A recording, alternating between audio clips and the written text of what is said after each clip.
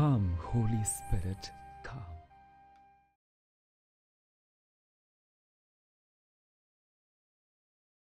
সকলকে জয় যিশু।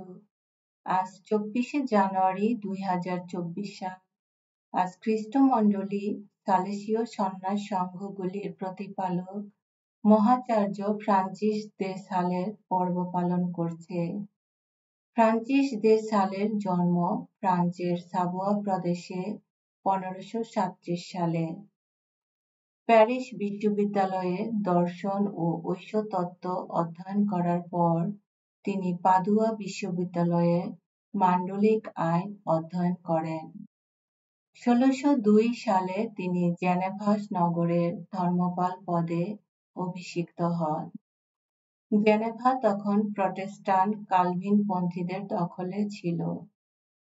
তখন ফ্রান্সের পূর্বাঞ্চলে যেসব ক্যাথলিক ভক্ত সেই প্রটেস্ট্যান্ট মতবাদ অবলম্বন করছিল, ধর্মপাল ফ্রান্সিস তাদের সকলকে ক্যাথলিক ধর্মমতে ফিরে আনবার কাজে ব্যবহৃত হন।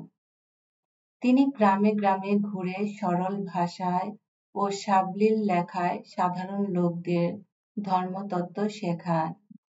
তিনি এই আসল তত্ত্বের উপর জোর দিতেন যে আমাদের জীবনের উৎস হল ঐশ্বপ্রেম। জীবনের পূর্ণতা পাওয়া যায় ভালোবাসার আদান প্রদানে। মধুময় ভক্তির মার্গের আদর্শ প্রচার করে তিনি মহাচার্য উপাধি লাভ করেন।